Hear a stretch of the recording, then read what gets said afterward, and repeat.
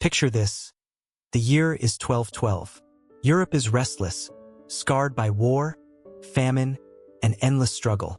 On the roads of France and Germany, something extraordinary begins to unfold.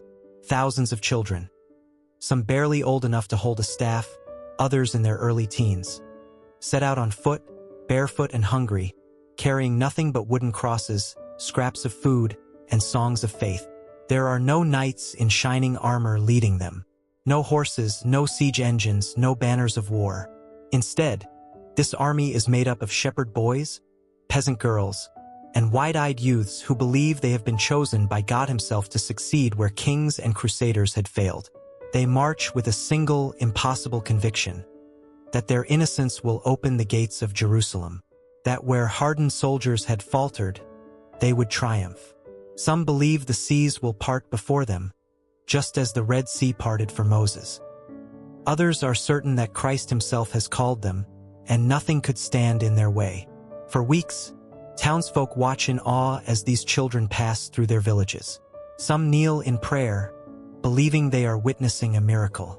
Others shake their heads, calling it madness. Parents weep as their sons and daughters disappear down the road, swept up in a wave of faith and desperation. But what happened to them? Did they reach the Holy Land? Did the seas part? Did innocence triumph where swords had failed?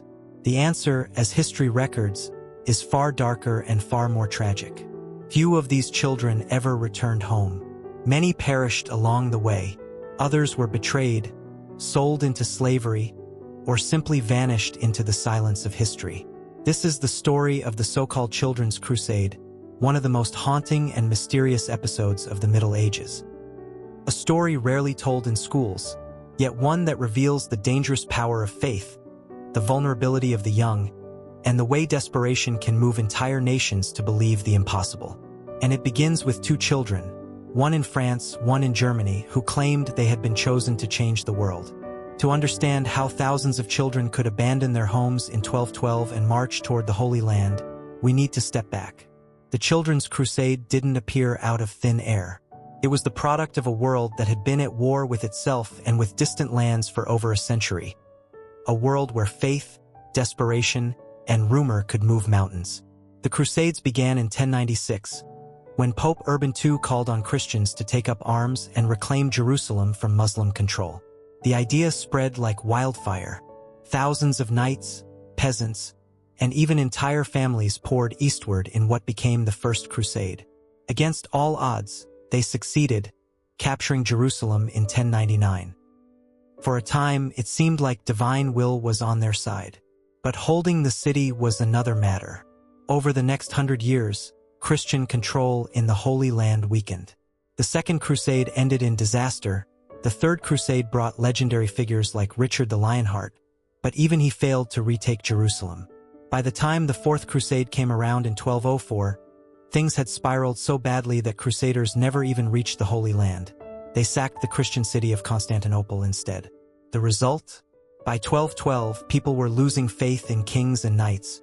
The so-called warriors of God were seen as corrupt, greedy, or ineffective. Yet the dream of Jerusalem burned brighter than ever.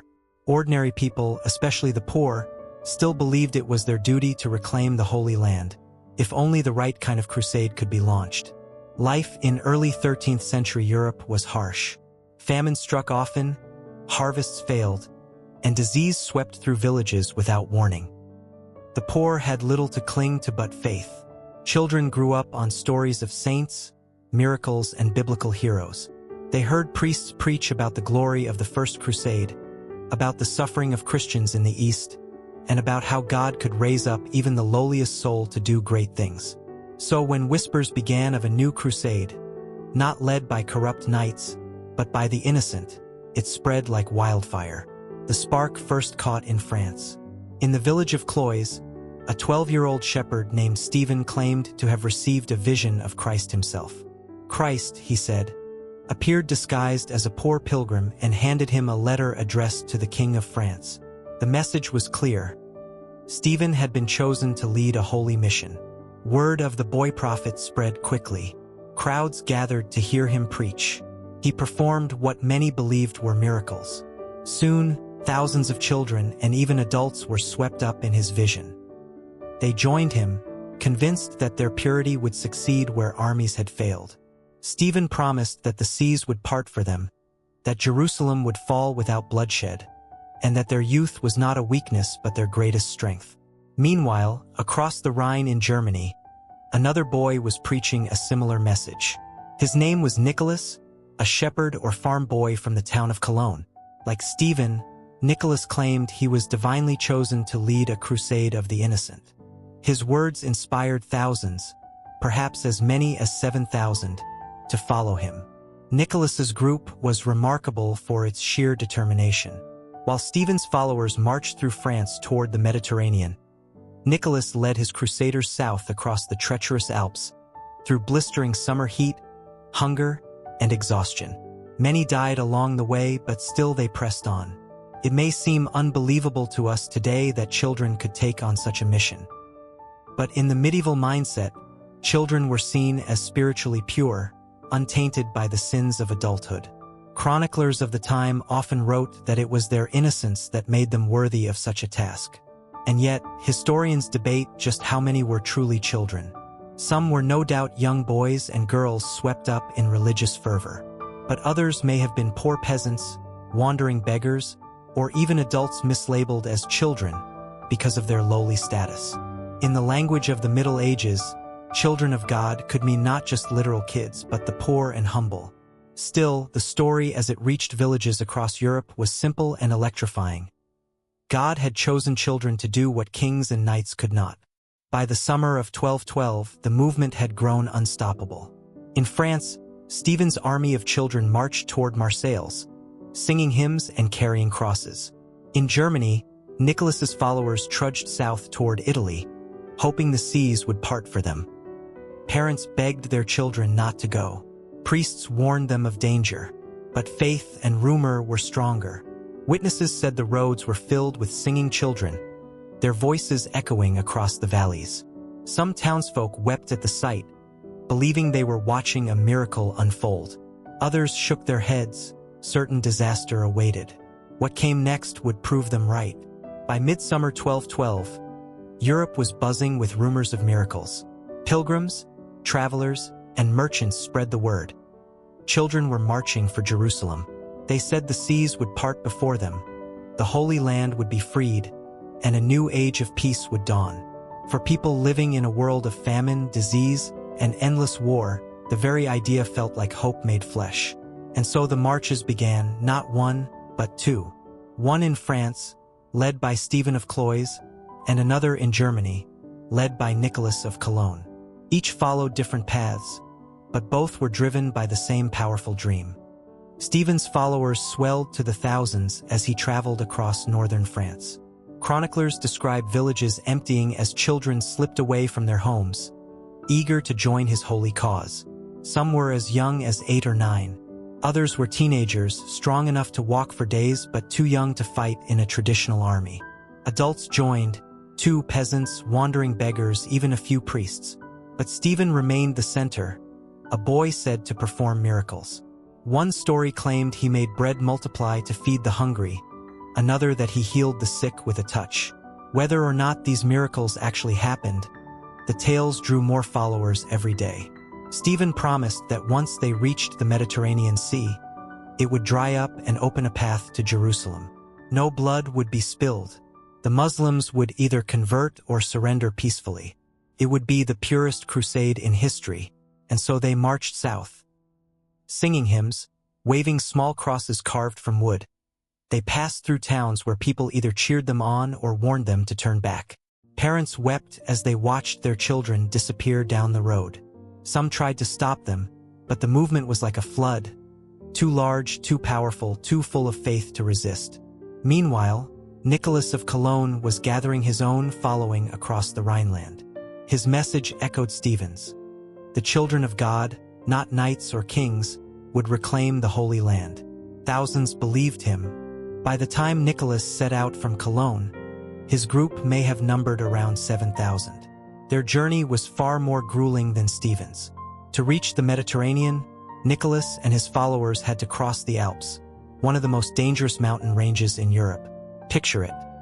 A column of children and peasants, barefoot or in worn sandals, trudging along narrow paths carved into cliffs. The summer sun beat down, yet nights in the mountains were freezing. Food was scarce, and water was hard to find. Some collapsed from exhaustion, others starved, and still more fell behind, never to be seen again.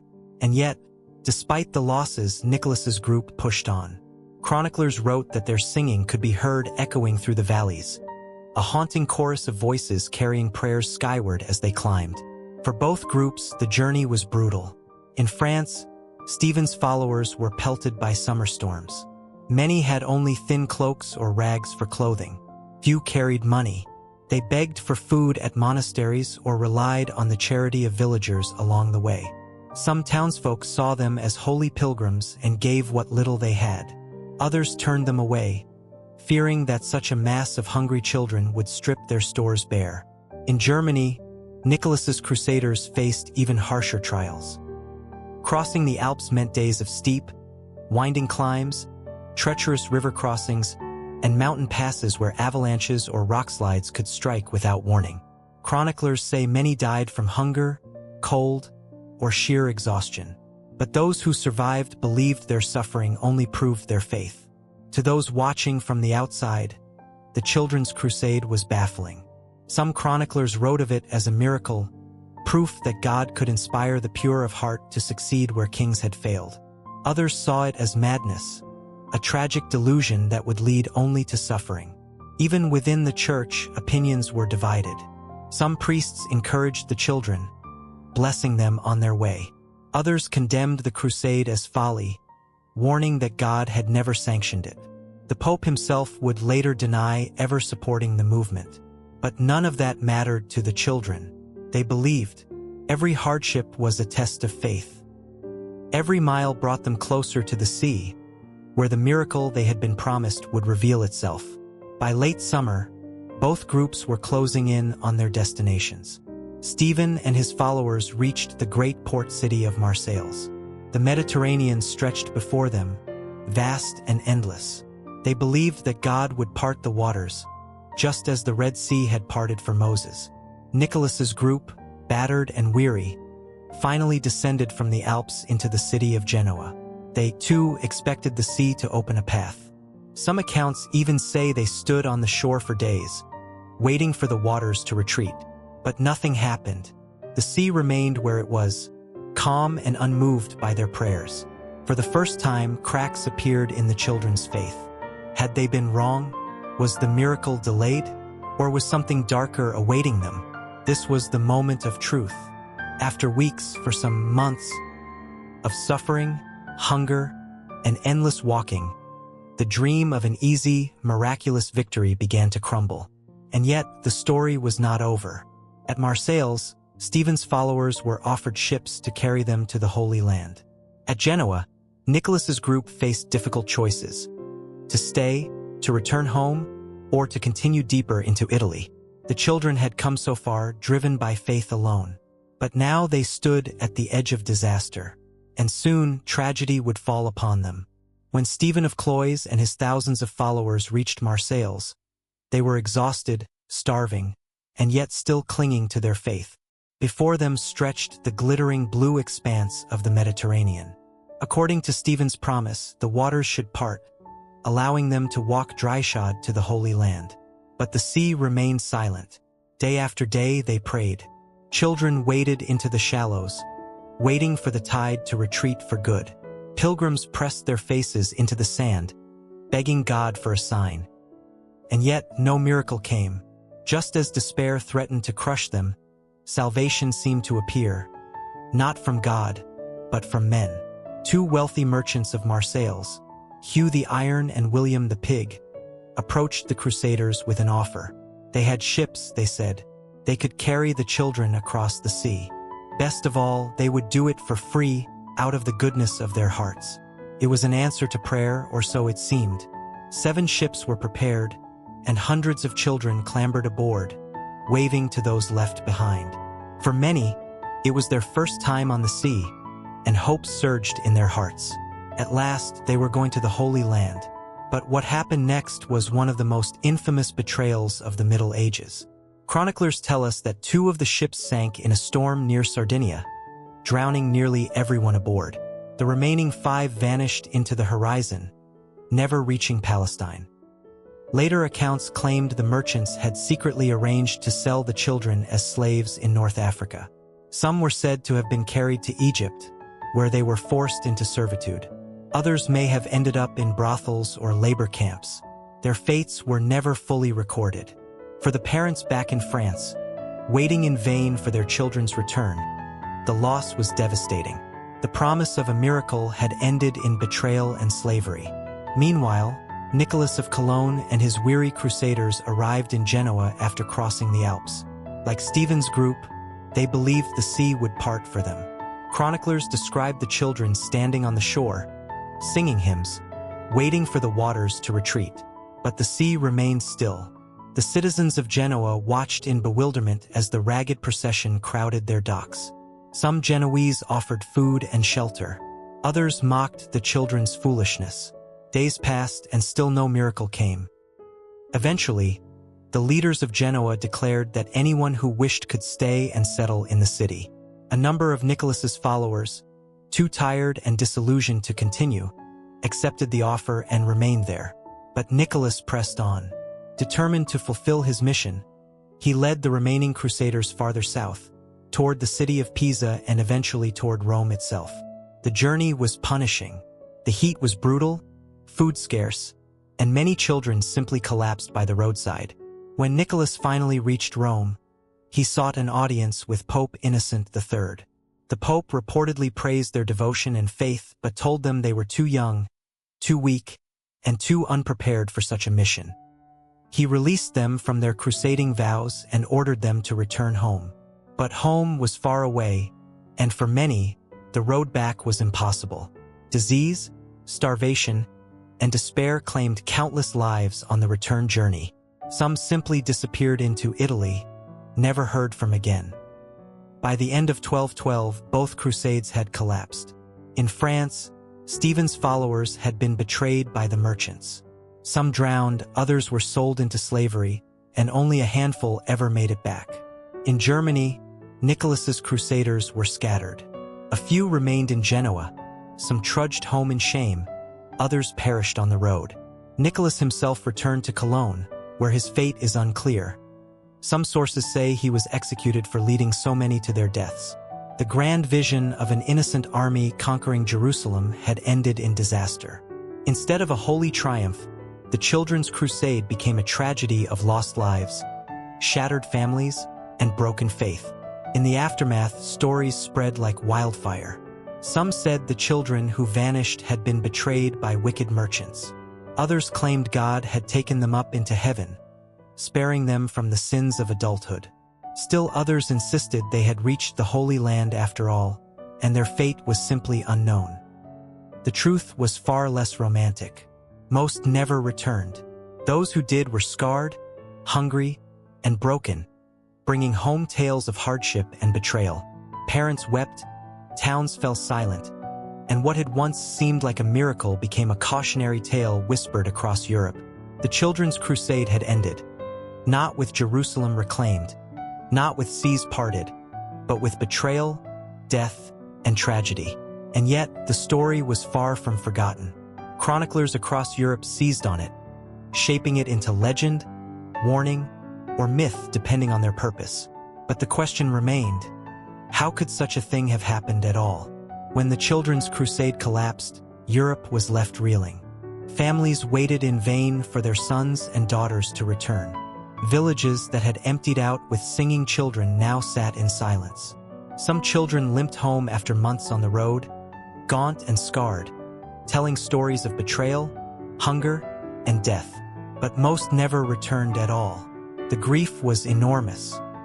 Parents mourned, communities whispered, and the questions spread like wildfire. How could God allow this? At first, the church distanced itself. Pope Innocent III reportedly praised the faith of the children, saying that while adults had gone to the Holy Land in pride and failed, the children had gone in humility and showed devotion. But admiration did not erase the fact that the Pope had not sanctioned the movement, and in truth, most clergy had warned against it. Over time, the Church tried to frame the disaster as both a tragedy and a lesson. Some saw it as proof that crusading zeal had gone too far, that people had let passion override reason. Others claimed it was a warning against false prophets, suggesting that Stephen and Nicholas had been deceived by Satan, not inspired by Christ. Still, the image of children marching for God was too powerful to ignore. Preachers used the story to inspire sermons, painting the children as martyrs who had shown greater faith than their elders. The Children's Crusade quickly entered legend. Chroniclers across Europe recorded the tale, but with wildly different details. Some said 30,000 children had marched. Others claimed only a few thousand. Some insisted the children had reached the Holy Land, while others wrote that they had been sold into slavery. A few even suggested the children had vanished into the wilderness, taken up by God like the prophet Elijah. Because of these conflicting accounts, historians have long struggled to separate fact from myth.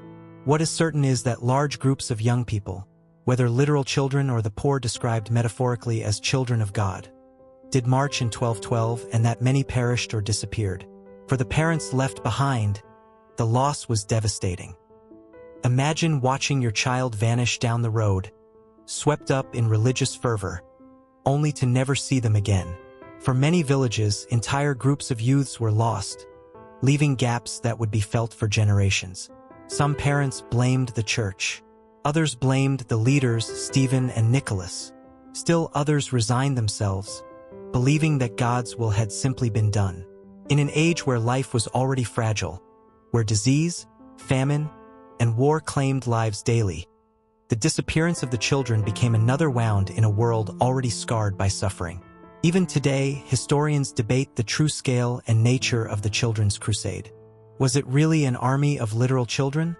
Or was the term children symbolic of the poor and unarmed? Were the numbers exaggerated by chroniclers eager to tell a dramatic story?